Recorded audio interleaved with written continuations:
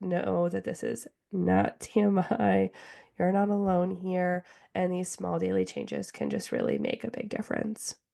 Welcome to the Vibrantly You podcast. We're your hosts, Megan Martineau. Caitlin Cipriano.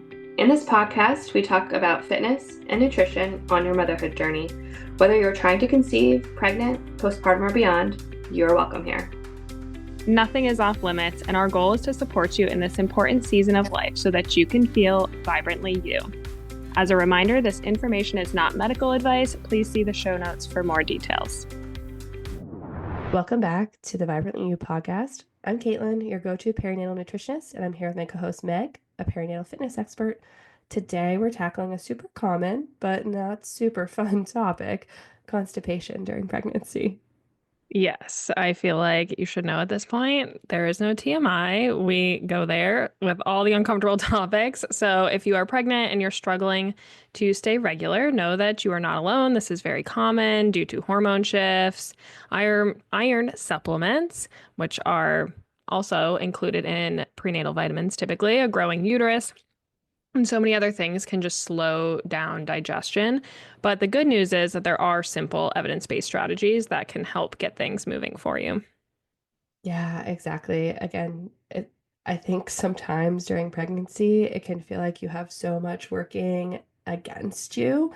However, there are some really helpful strategies, especially when it comes to constipation, that are evidence-based and that can really make a big difference. So today we're going to break it down for you.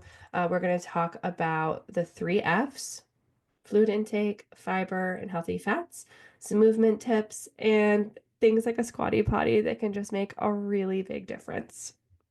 Yes. Okay. This is going to be such a great episode. So let's start off with some nutritional strategies because these are really key. So I know that hydration is really important for digestion, and sometimes this can be hard for people to just get adequate hydration during pregnancy. So how does fluid intake impact constipation? Absolutely. So hydration is really important here. And I mean, not only in any part of life and any time that digestion issues come up, but during pregnancy, our blood volume is increasing significantly, and your body is prioritizing hydration for other things like amniotic fluid and circulation. So if you're not drinking enough, then it's going to impact your intestines and things can become more sluggish and slowed down. Yeah, that totally makes sense. So, on average, how much water should someone who's pregnant be drinking? I would say there's no cookie cutter answer here, right? This definitely is individualized, but I would say a good goal is to aim for around 80 ounces a day. Obviously, this is going to differ a little bit from person to person and what your activity level looks like, or are you dealing with constipation? And with both of those things, you are going to need more. I think oftentimes this means that we need to think about being more intentional with our fluid intake. Make sure that you have water bottles, with you if you're on the go, or even setting them up in different stations of high traffic areas in your home. I know I have to keep one in the office and in the kitchen. It just makes it easier when it's more accessible. But again, this requires you to be intentional about it. And also adding things in that can be more comforting, especially if, again, if you're struggling with constipation, thinking about adding things like warm liquids can be really helpful as well. So, warm lemon water in the morning, or incorporating things like herbal teas, ginger or peppermint, those can help with stimulating digestion. Yeah, I think that's really helpful to remember that it can include other things and not just water. And even that, like ginger or peppermint, can help with the overall digestion. And I even remember in my second pregnancy, like I was so sick. So hydrating was tough because if I had like a large amount of water, I typically would like throw it right back up.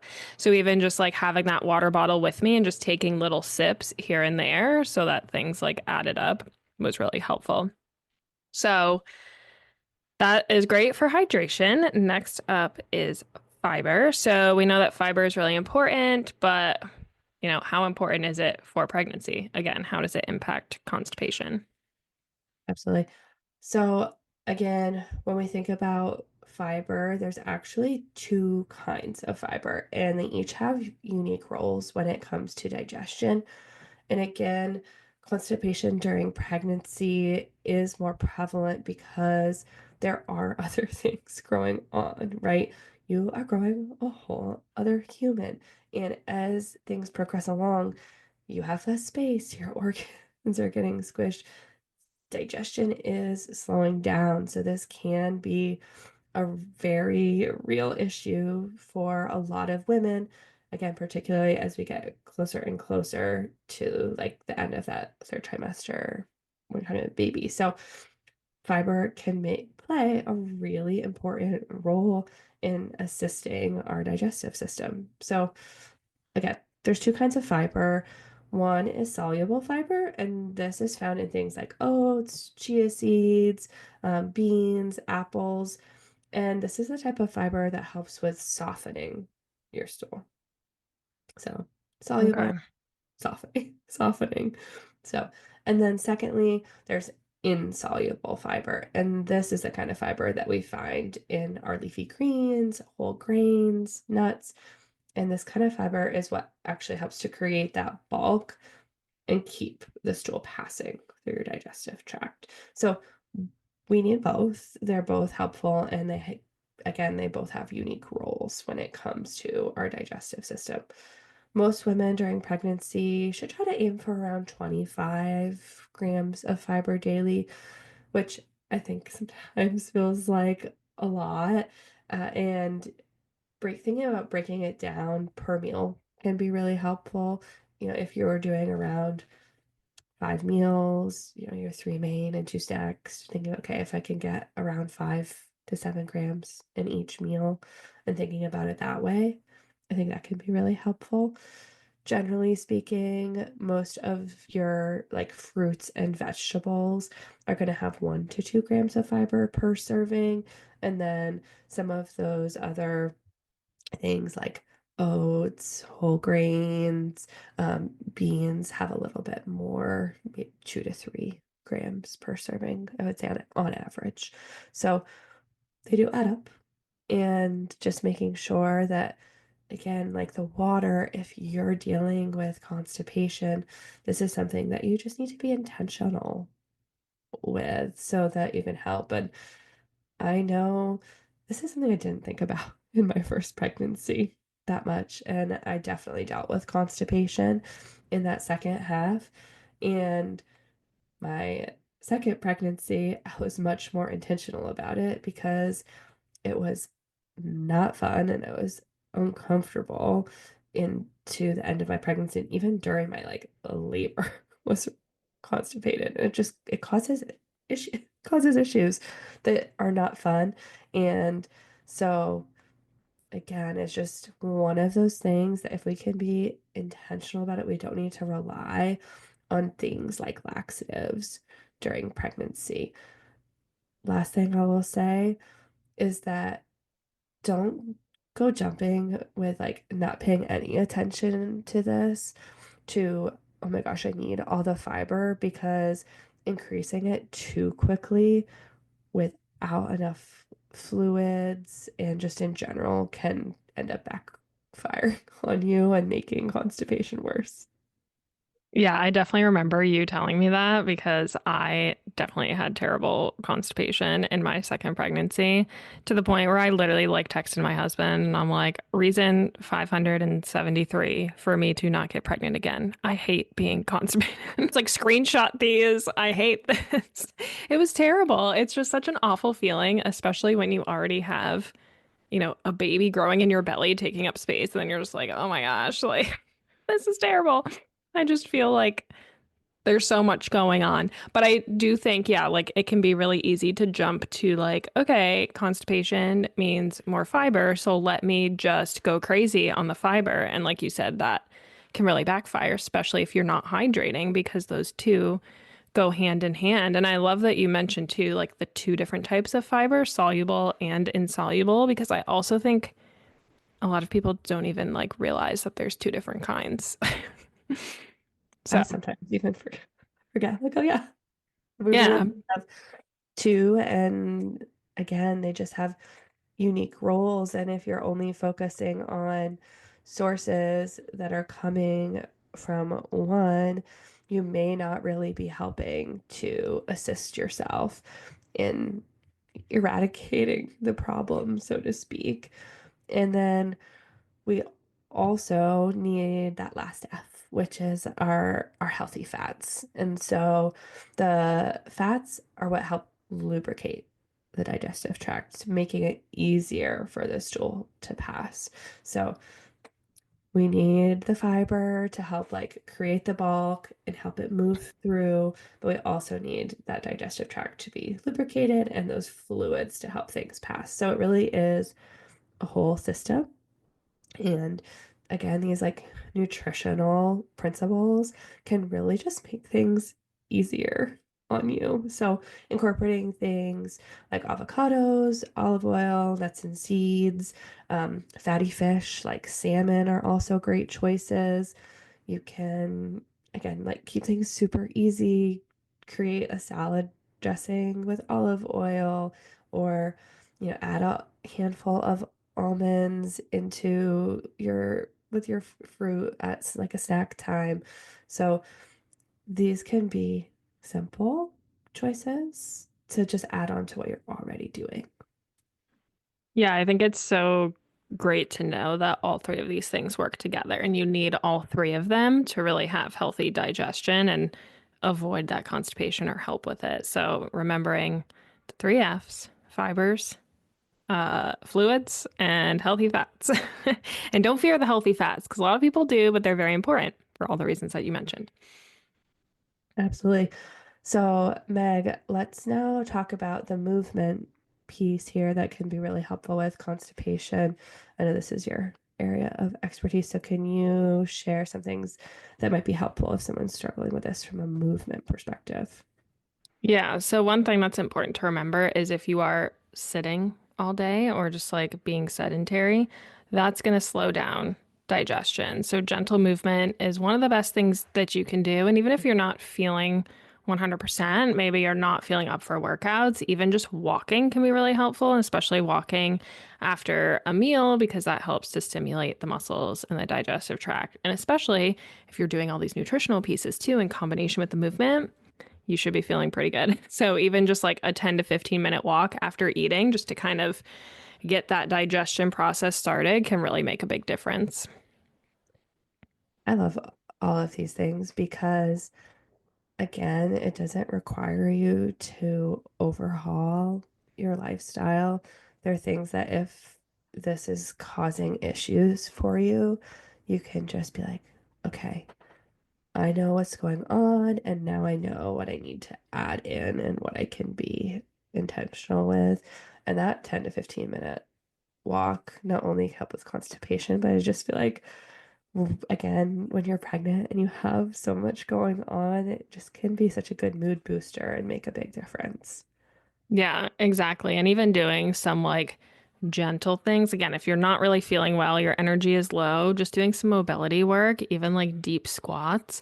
I love deep squats all the time for all my pregnant clients because it's great for birth prep, pelvic floor relaxation, but it also mimics the natural position for elimination, aka pooping, which leads us right into the next tip, which you mentioned before, the squatty potty. I seriously think everybody should have one of these or at least something similar. If you don't have one, this is your sign to get one because they're seriously so helpful. And this is not like paid advertisement from Squatty Potty. It just really helps that positioning when you are trying to eliminate, especially if you're having trouble going or you're straining using the bathroom. Yeah, and I feel like I remember seeing something too, like especially the toilets that are higher up, like they're just really not ideal for our anatomy to eliminate because it like causes like a kink or something in our bowels. Whereas when we're lifting up the legs higher, it just like has a better angle for our pelvis. Again, helps pelvic floor relax. It's just so much better. And I know for me, once I started using a squatty potty, I was like, there's no going back. Like, this is the best thing ever. We have one in every bathroom. I'm like, I don't know how people don't have these. Yeah, I didn't know what this was during my first pregnancy, and then we researched some things when we got home after having my son, and I was like, oh, this makes such a big difference. Again, just the positioning that it puts you in is really great, and it does depend a little bit on the height of your toilet in your home for sure, but it just helps, like you said, helps relax your pelvic floor, like straightens out like the colon. It's just much easier. And if you don't have one, and it's not in your budget, you can do things like stack books or use a small step stool. But definitely, if you're having trouble, improving that angle can make a difference. Yeah, because I guess we didn't really actually talk about what it is, but it's literally just like a little stool that sits in front of your your toilet and you just put your feet on it. So yeah, like even a step I just get stool. excited. Yeah, like even, like we both have kids who are now potty trained, and we needed to have a little step stool for him to get up to the potty. So even something like that, if you have that for like an older child, or I feel like everyone has little step stools for when you need to get something high, like something like that can even be helpful. Just something that's going to lift your feet up. It's going to make a big difference. So this has been great. These tips are so helpful, things that I definitely wish I had had in my first pregnancy. So, for a little recap, the 3 F's. So, we want to fluid intake, so hydrate well, aim for 80 plus ounces of water daily. Remember, this is going to depend on the person. We're going to increase fiber gradually. Remember that soluble versus insoluble fiber, how they work together. And then including the healthy fats to help lubricate digestion. We also talked about walking after meals, even just 10 to 15 minutes, and then using a squatty potty or elevating your feet. Yeah, I think that really covers it well. Again, ways that you can be intentional if you're struggling with constipation, and just know you're not alone here. This is really common. So if you're reaching out and asking for help, know that this is not TMI. You're not alone here, and these small daily changes can just really make a big difference. Yes, absolutely. So that wraps up our episode today on constipation and pregnancy. If you found this helpful, definitely share with another pregnant friend so they don't have to suffer with this. And I just want to remind you too that so today, the date of this episode is March 19th. I am going to be hosting a free strong in pregnancy class on Wednesday, April 2nd. So if you're interested in that, I will drop the link in the show notes. You can sign up there. I'm going to be having information on exercising safely in pregnancy, followed by a workout that is safe for all trimesters. And if you are looking for more nutritional support in pregnancy, if you are someone that's really dealing with constipation, you want more of like personalized guidance, definitely reach out to Caitlin. You can find her on her Instagram at Wholesome Huntress Nutrition or her website, wholesomehuntressnutrition.com. So we will chat with you all next week. Thanks, Benny.